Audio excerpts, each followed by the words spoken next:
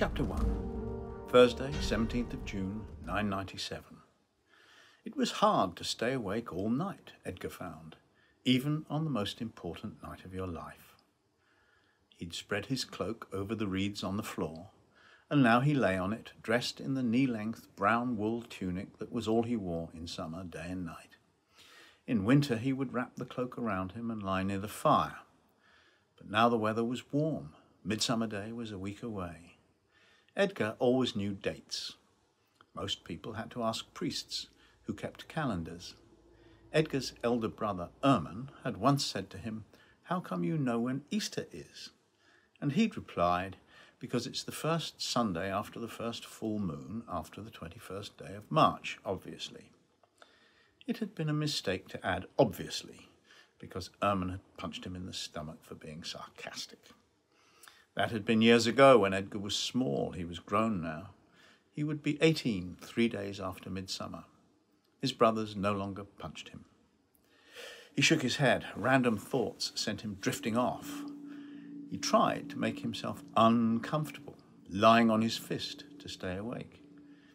He should have brought a stone to put under his head as a comfortless pillow, but then someone might have asked what he was up to.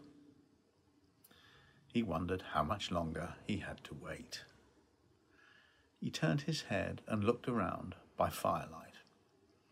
His home was like almost every other house in the town of Combe. Oak plank walls, a thatched roof, and an earth floor partly covered with reeds from the banks of the nearby river. It had no windows. In the middle of the single room was a square of stones surrounding the hearth. Over the fire stood an iron tripod from which cooking pots could be hung, and its legs made spidery shadows on the underside of the roof. All around the walls were wooden pegs on which were hung clothes, cooking utensils, and boat-building tools. Edgar was not sure how much of the night had passed, because he might have dozed off, perhaps more than once. Earlier, he'd listened to the sounds of the town settling for the night, a couple of drunks singing an obscene ditty, the bitter accusations of a marital quarrel in a neighbouring house, a door slamming and a dog barking, and somewhere nearby a woman sobbing. But now there was nothing but the soft lullaby of waves on a sheltered beach. He stared in the direction of the door, looking for telltale lines of light around its edges, but there was nothing but darkness. That meant either that the moon had set, so the night was well advanced, or that the sky was cloudy, which would tell him nothing. The rest of his family lay around the room, close to the walls where there was less smoke. Pa and Ma were back to back. Sometimes they would wake in the middle of the night and embrace, whispering and moving together, until they fell back, panting. But they were fast asleep now, Pa snoring. Erman, the eldest brother, at 20, lay near Edgar, and Edbald, the middle one, was in the corner. Edgar could hear their steady, untroubled breathing. At last the church bell struck. There was a monastery on the far side of the town.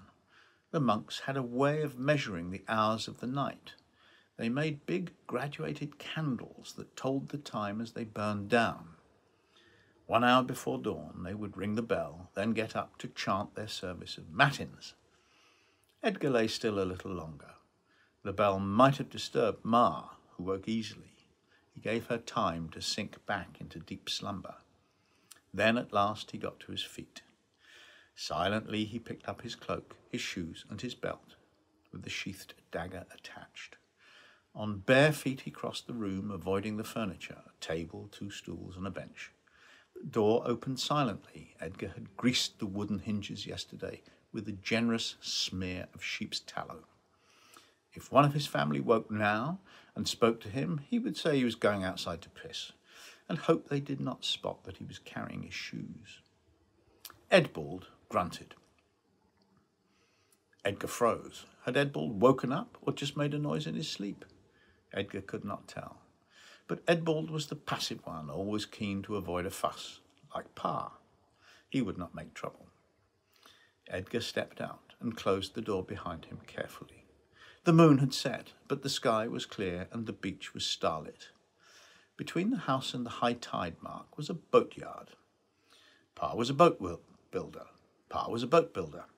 and his 3 sons worked with him. Pa was a good craftsman and a poor businessman, so Ma made all the money decisions, especially the difficult calculation of what price to ask for something as complicated as a boat or ship.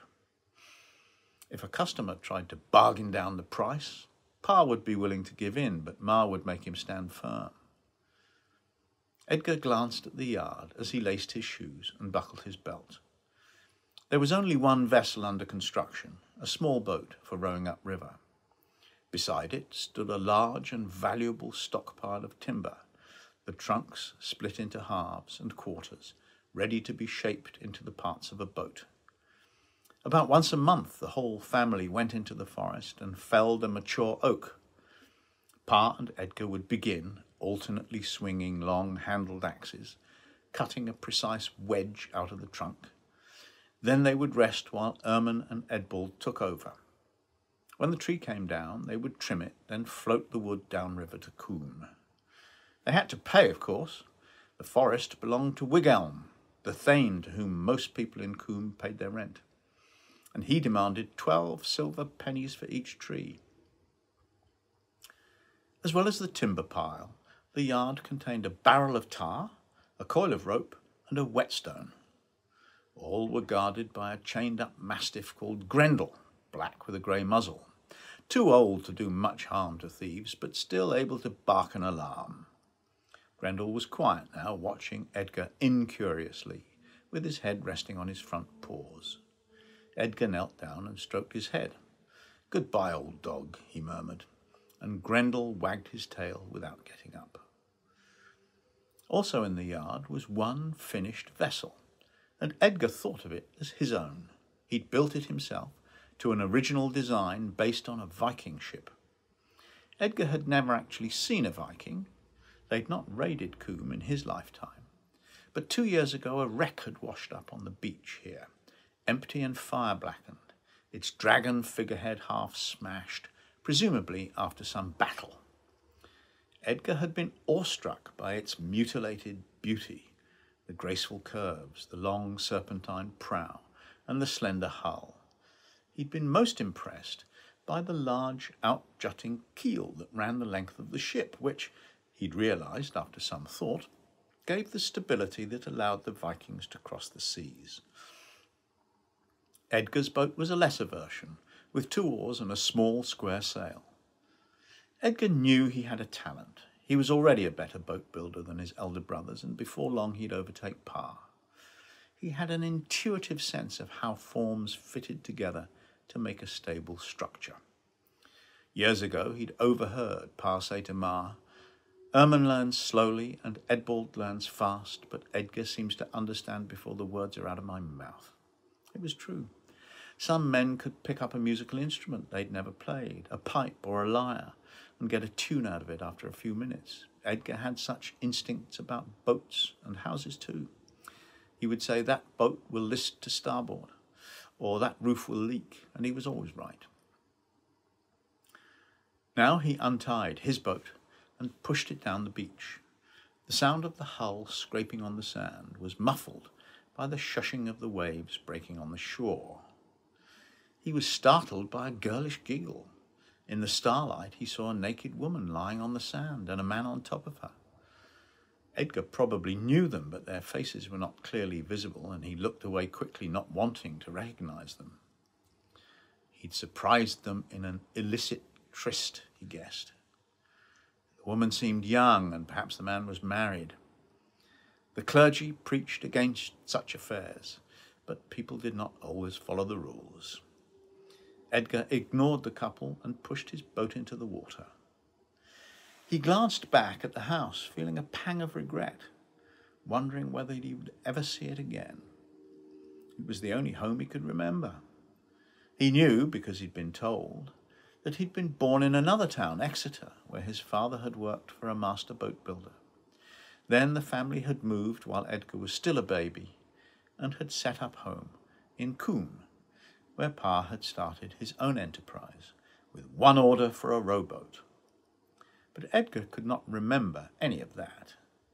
This was the only home he knew, and he was leaving it for good. He was lucky to have found employment elsewhere.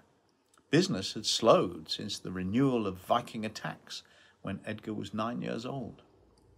Trading and fishing were dangerous while the marauders were near. Only the brave bought boats. There were 3 ships in the harbour now, he saw by starlight, 2 herring fishers and a Frankish merchant ship. Dragged up on the beach were a handful of smaller craft, river and coastal vessels. He had helped to build one of the fishers. But he could remember a time when there had always been a dozen or more ships in port. He felt a fresh breeze from the southwest, the prevailing wind here. His boat had a sail, small because they were so costly. A full-size sail for a seagoing ship would take one woman 4 years to make. But it was hardly worthwhile to unfurl for the short trip across the bay. He began to row, something that hardly taxed him. Edgar was heavily muscled like a blacksmith.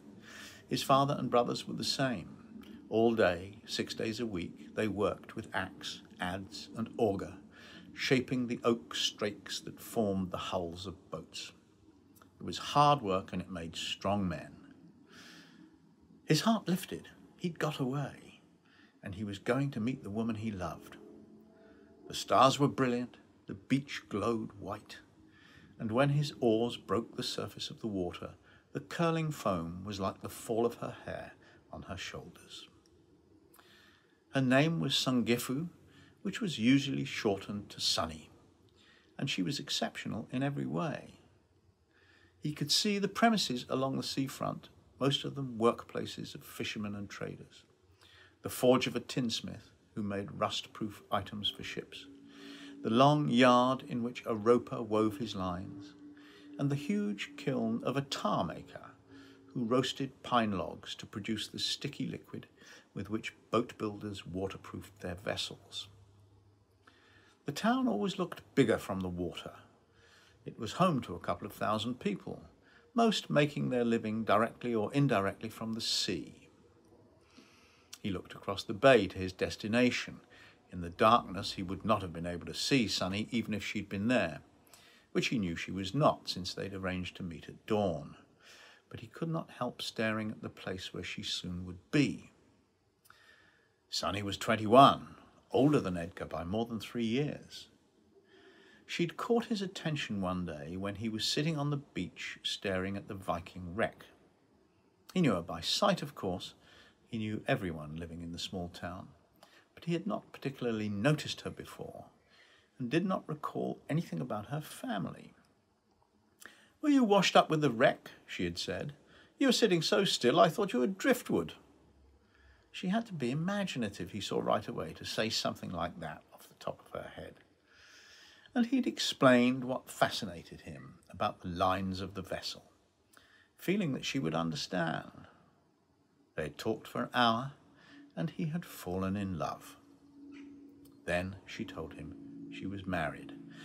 But it was already too late. Her husband, Cynric, was 30. She had been 14 when she married him. He had a small herd of milk cows, and Sunny managed the dairy. She was shrewd and made plenty of money for her husband. They had no children. Edgar had quickly learned that Sunny hated Cynric. Every night, after the evening milking, he went to an alehouse called the Sailors and got drunk. While he was there, Sunny could slip into the woods and meet Edgar. However, from now on, there would be no more hiding. Today, they would run away together, or, to be exact, sail away. Edgar had the offer of a job and a house in a fishing village 50 miles along the coast. It was a lucky break. Few boat builders were hiring, but this one was busy, and he'd seen Edgar's work and liked it. Edgar had no money. He never had money. Ma said he had no need of it. But his tools were in a locker built into the boat. They would start a new life, As soon as everyone realised they'd gone, Cynric would consider himself free to marry again. A wife who ran away with another man was in practice divorcing herself. The church might not like it, but that was the custom. Within a few weeks, Sonny said, Cynric would go into the countryside and find a desperately poor family with a pretty 14-year-old daughter. Edgar wondered why the man wanted a wife. He had little interest in sex, according to Sonny. He likes to have someone to push around, she'd said. My problem was that I grew old enough to despise him. Cynric would not come after them, even if he found out where they were, which was unlikely, at least for some time to come. And if we're wrong about that and Cynric finds us, I'll beat the shit out of him, Edgar had said. Sonny's expression had told him that she thought this was a foolish boast, and he knew she was right. Hastily, he'd added, but it probably won't come to that. He reached the far side of the bay, then beached the boat and roped it to a boulder. He could hear the chanting of the monks at their prayers. The monastery was nearby, and the home of Cynric and Sonny a few hundred yards beyond that. He sat on the sand, looking out at the dark sea and the night sky, thinking about her. Would she be able to slip away as easily as he had? What if Cynric woke up and prevented her leaving? There might be a fight. She could be beaten. He was suddenly tempted to change the plan, get up from the beach and go to her house and fetch her. He repressed the urge with an effort. She was better off on her own. Cynric would be in a drunken slumber, and Sonny would move like a cat. She'd planned to go to bed wearing around her neck the only item of jewellery, an intricately carved silver roundel hanging from a leather thong. In her belt pouch, she would have a useful needle and thread, and the embroidered linen headband she wore on special occasions. Like Edgar, she could be out of the house in a few silent seconds. Soon she would be here, her eyes glistening with excitement, her supple body eager for his. They would embrace, hugging each other hard, and kiss passionately. Then she would step into the boat, and he would push it into the water to freedom. He would row a little way out, then kiss her again, he thought. How soon could they make love? She would be as impatient as he. He could row around the point, then drop the roped rock he used as an anchor, and they could lie down in the boat under the thwarts. It would be a little awkward, but what did that matter? The boat would rock gently on the waves, and they would feel the warmth of the rising sun on their naked skin. But perhaps they would be wiser to unfurl the sail and put more distance between themselves and the town before they risked a halt. He wanted to be well away by full day. It would be difficult to resist temptation with her so close, looking at him and smiling happily. But it was more important to secure their future. When they got to their new home, they would say they were already married, they'd decided. Until now, they had never spent a night in bed. From today, they would eat supper together every evening and lie in each other's arms all night and smile knowingly at one another in the morning. He saw a glimmer of light on the horizon. Dawn was about to break. She would be here at any moment. He felt sad only when he thought about his family. He could happily live without his brothers, who still treated him as a foolish kid and tried to pretend that he had not grown up smarter than both of them. He would miss Pa, who all his life had told him things he would never forget, such as, no matter how well you scarf two planks together, the joint is always the weakest part. And the thought of leaving Ma brought tears to his eyes. She was a strong woman. When things went wrong, she did not waste time bemoaning her fate, but set about putting matters right. 3 years ago, Pa had fallen sick of a fever and almost died, and Ma had taken charge of the yard, telling the 3 boys what to do, collecting debts, making sure customers did not cancel orders, until Pa had recovered. She was a leader, and not just of the family. Pa was one of the 12 elders of Combe, but it was Ma who led the townspeople in protest when Wigelm the Thane had tried to increase everyone's rents. The thought of leaving them all would be unbearable but for the joyous prospect of a future full of sunny. In the faint light, Edgar saw something odd out on the water. He had good eyesight, and he was used to making out ships at a distance, distinguishing the shape of a hull from that of a high wave or a low cloud. But now he was not sure what he was looking at. He strained to hear any distant sound, but all he picked up was the noise of the waves on the beach right in front of him. After a few heartbeats, he seemed to see the head of a monster, and he suffered a chill of dread. Against the faint glow in the sky, he thought he saw pointed ears, great jaws, and a long neck. A moment later, he realized he was looking at something even worse than a monster. It was a Viking ship, with a dragon head at the tip of its long, curved prow. Another came into view, then a third, then a fourth. Their sails were taut with the quickening southwesterly breeze, and the light vessels were moving fast through the waves. Edgar sprang to his feet. The Vikings were thieves, rapists, and murderers. They attacked along the coast and up rivers. They set fire to towns, stole everything they could carry, and murdered everyone except young men and women whom they captured to sell as slaves. Edgar hesitated a moment longer. He could see 10 ships now. That meant at least 500 Vikings. Were these definitely Viking ships? Other builders had adopted their innovations and copied their designs, as Edgar himself had.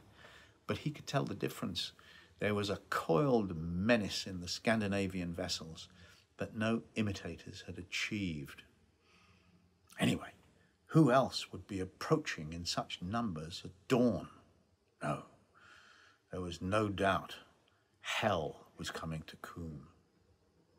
He had to warn Sonny. If he could get to her in time, they might yet escape. Guiltily, he realized his first thought had been of her rather than of his family. He must alert them too, but they were on the far side of the town. He would find Sonny first. He turned and ran along the beach, peering at the path ahead for half-hidden obstacles. After a minute, he stopped and looked out at the bay. He was horrified to see how fast the Vikings had moved. There were already blazing torches moving swiftly, some reflected in the moving sea, others evidently being carried across the sand. They were landing already, but they were silent. He could still hear the monks praying, all oblivious of their fate. He should warn them too, but he could not warn everyone. Or perhaps he could. Looking at the tower of the monks' church, silhouetted against the lightening sky, he saw a way to warn Sonny, his family, the monks, and the whole town. He swerved towards the monastery. A low fence loomed up out of the dark, and he leapt over it without slowing his pace. Landing on the far side, he stumbled, regained his balance, and ran on. He came to the church door and glanced back. The monastery was on a slight rise, and he could view the whole town and the bay. Hundreds of Vikings were splashing through the shallows onto the beach and into the town. He saw the crisp, summer-dry straw of a thatched roof burst into flames, then another and another. He knew all the houses in town and their owners, but in the dim light he could not figure out which was which, and he wondered grimly whether his own home was alight. He threw open the church door.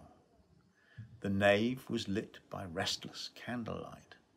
The monks' chant became ragged as some of them saw him running to the base of the tower. He saw the dangling rope, seized it, and pulled down. To his dismay, the bell made no sound. One of the monks broke away from the group and strode towards him. The shaved top of his head was surrounded by white curls, and Edgar recognized Prior Alfred. "Get out of here, you foolish boy," the prior said indignantly. Edgar could hardly trouble himself with explanations. "I have to ring the bell," he said frantically. "What's wrong with it?" The service had broken down, and all the monks were now watching. A second man approached, the Kitchener, NEUEN, a younger man, not as pompous as Ulfric. "What's going on, Edgar?" he said. "The Vikings are here," Edgar cried. He pulled again at the rope. He'd never before tried to ring a church bell, and its weight surprised him. "Oh no!" cried Prior Ulfric. His expression changed from censorious to scared. "God spare us!" NEUEN said, "Are you sure, Edgar?" "I saw them from the beach." NEUEN ran to the door and looked out. He came back white-faced. "It's true," he said. Ulfric screamed, "Run, everyone!" "Wait," said NEUEN. "Edgar, keep pulling the rope. Takes a few tugs to get going. Lift your feet and hang on. Everyone else, we have a few minutes before they get here. Pick something up before you run. First the reliquaries with the remains of the saints, then the jewelled ornaments and the books, and then run to the woods." Holding the rope, Edgar lifted his body off the floor, and a moment later he heard the boom of the great bell sound out. Ulrich snatched up a silver cross and dashed out, and the other monks began to follow, some calmly, collecting precious objects, others yelling and panicking. The bell began to swing, and it rang repeatedly. Edgar pulled the rope frantically, using the weight of his body. He wanted everyone to know right away that this was not merely a summons to sleeping monks, but an alarm call to the whole town. After a minute he felt sure he'd done enough. He left the rope swinging and dashed out of the church. The acrid smell of burning thatch pricked his nostrils. The brisk southwesterly breeze was spreading the flames with dreadful speed. At the same time, daylight was brightening. In the town, people were running out of their houses, clutching babies and children and whatever else was precious to them, tools and chickens and leather bags of coins. The fastest were already crossing the fields towards the woods. Some would escape, Edgar thought, thanks to that bell. He went against the flow, dodging his friends and neighbours, heading for Sonny's house. He saw the baker who would have been at his oven early. Now he was running from his house with a sack of flour on his back. The alehouse, called the Sailors, was still quiet, its occupants slow to rise even after the alarm. Wynne the jeweller went by on his horse with a chest strapped to his back. The horse was charging in a panic, and he had his arms around its neck, holding on desperately. A slave called Griff went by, carrying an old woman, his owner. Edgar scanned every face that passed him, just in case Sonny was among them, but he did not see her. Then he met the Vikings. The vanguard of the force was a dozen big men and two terrifying-looking women, all in leather jerkins, armed with spears and axes. They were not wearing helmets, Edgar saw, and as fear rose in his throat like vomit, he realized they did not need much protection from the feeble townspeople. Some were already carrying booty, a sword with a jewelled hilt, clearly meant for display rather than battle, a money bag, a fur robe, a costly saddle with harness mounts in gilded bronze. One led a white horse that Edgar recognized as belonging to the owner of a herring ship. One had a girl over his shoulder, but Edgar saw gratefully that it was not Sonny. He backed away, but the Vikings came on, and he could not flee because he had to find Sonny. A few brave townsmen resisted. Their backs were to Edgar, so he could not tell who they were. Some used axes and daggers, one a bow and arrows. For several heartbeats, Edgar just stared, paralysed by the sight of sharp blades cutting into human flesh, the sound of wounded men howling like animals in pain, the smell of a town on fire. The only violence he'd ever seen consisted of fistfights between aggressive boys or drunk men. This was new, gushing blood and spilling guts and screams of agony and terror. He was frozen with fear. The traders and fishermen of Combe were no match for these attackers, whose livelihood was violence. The locals were cut down in moments, and the Vikings advanced, more coming up behind the leaders. Edgar recovered his senses and dodged behind a house. He had to get away from the Vikings, but he was not too scared to remember Sonny. The attackers were moving along the main street, pursuing the townspeople who were fleeing along the same road. But there were no Vikings behind the houses. Each home had about half an acre of land. Most people had apple trees and a vegetable garden, and the wealthier ones a hen house or a pigsty. Edgar ran from one backyard to the next, making for Sonny's place. Sonny and Cynric lived in a house like any other, except for the dairy, a lean-to extension built of cob, a mixture of sand, stones, clay and straw, with a roof of thin stone tiles, all meant to keep the place cool. The building stood on the edge of a small field where the cows were pastured. Edgar reached the house, flung open the door and dashed in. He saw Cynric on the floor, a short, heavy man with black hair. The rushes around him were soaked with blood and he lay perfectly still.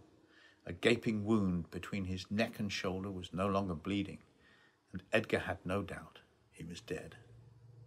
Sonny's brown and white dog, Brindle, stood in the corner, trembling and panting, as dogs do when terrified. But where was she?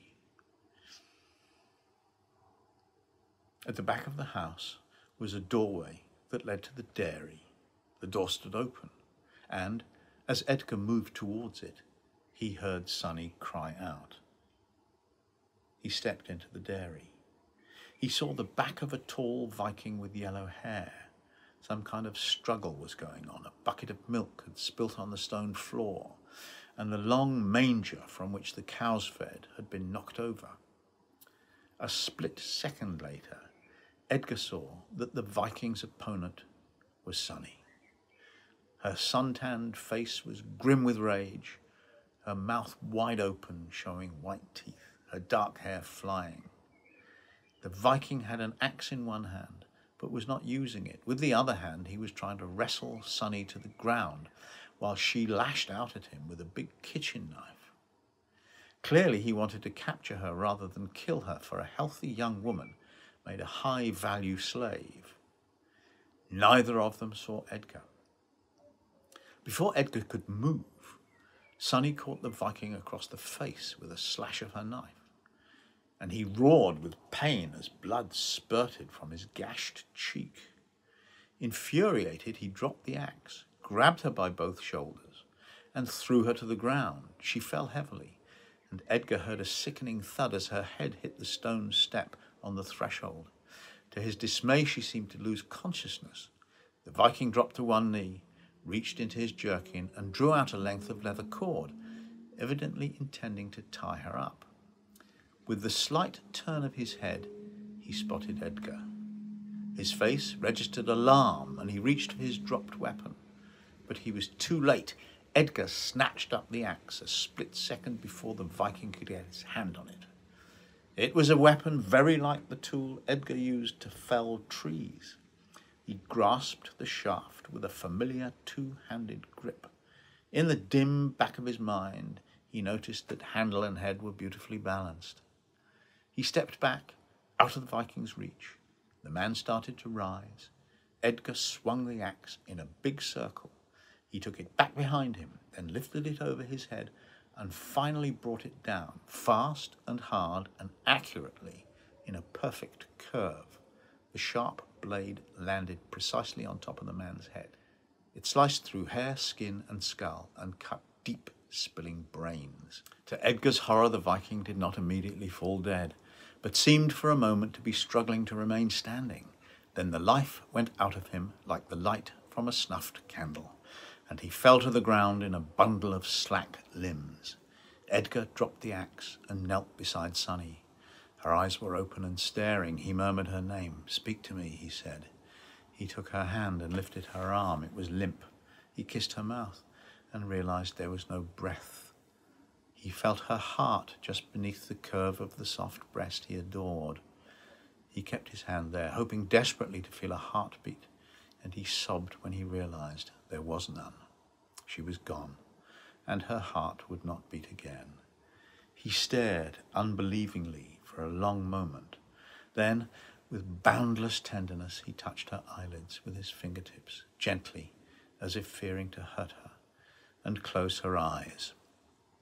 Slowly he fell forward, until his head rested on her chest and his tears soaked into the brown wool of her homespun dress. A moment later he was filled with mad rage at the man who had taken her life. He jumped to his feet, seized the axe, and began to hack at the Viking's dead face, smashing the forehead, slicing the eyes, splitting the chin. The fit lasted only moments before he realized the gruesome hopelessness of what he was doing.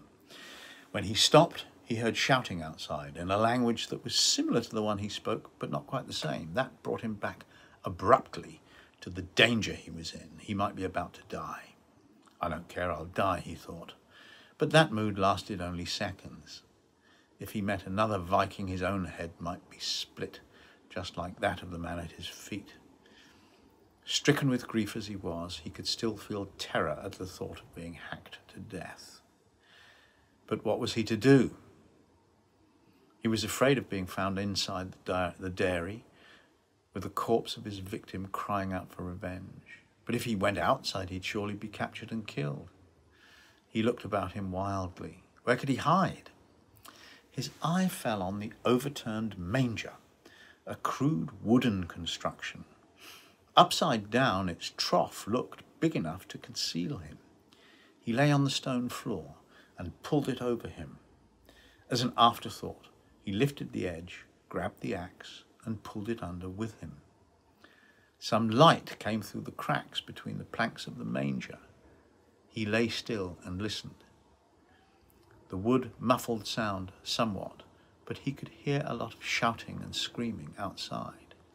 He waited in fear. At any moment, a Viking could come in and be curious enough to look under the manger.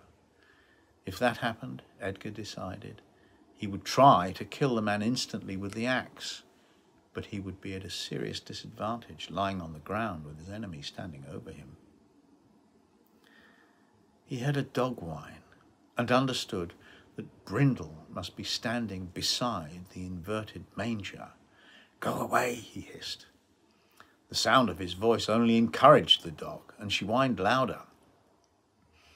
Edgar cursed, then lifted the edge of the trough, reached out, and pulled the dog in with him. Brindle lay down and went silent. Edgar waited, listening to the horrible sounds of slaughter and destruction. Brindle began to lick the Viking's brains off the blade of the axe.